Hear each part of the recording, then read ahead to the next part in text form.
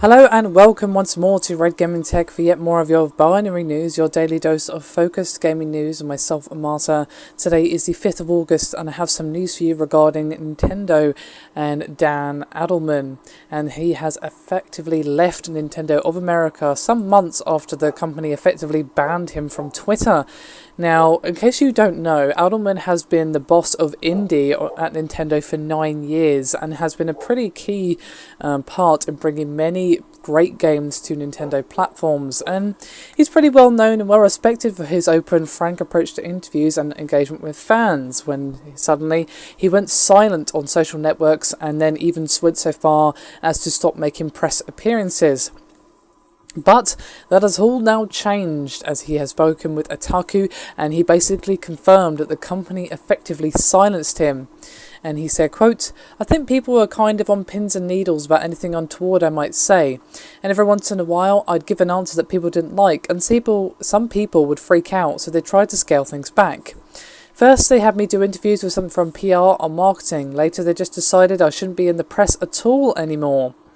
And in one incident, Adelman did say that Nintendo should consider relaxing their content guidelines after denying the release of The Binding of Isaac.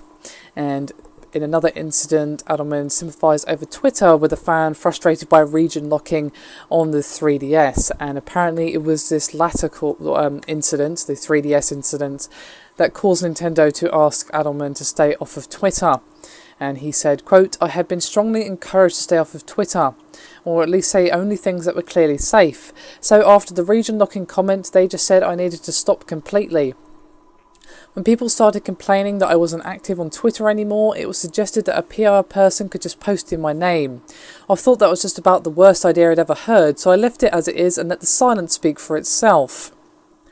Now, despite the running of tension throughout all of this information, Dan did say that he and Nintendo did part on good terms and that there is a strong indie team to carry on his work, and Adelman himself is going into indie development.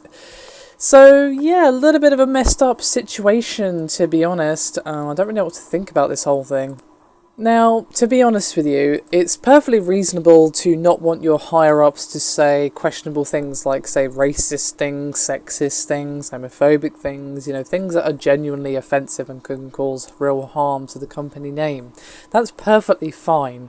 But it seems a bit wrong to me to put a gag order on a man simply because you don't like the fact that he's, acting like a human being rather than a PR robot.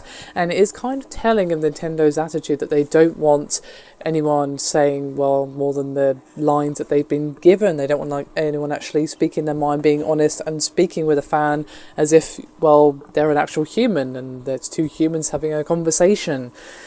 So, I don't think Nintendo's going to learn anything from this, to be honest. I think they're just going to take it as, I don't know, just a bump in the road and then move on. Now, I'm not saying they should just let their employees speak willy-nilly. There has to be some boundaries, of course, but it seems like they were being a bit too restrictive in this particular case. I don't see what's so terrible about agreeing with a fan that maybe the region locking wasn't so amazing. I mean, being part of a company, you have to admit when maybe there's at fault, and maybe you can sympathise at least with a fan who might be getting frustrated by the region locking. I don't think that's unreasonable to say, I understand how you feel, bro. I don't see what's so bad about that, to be honest. But as always, do let me know your thoughts, and I'll see you next time.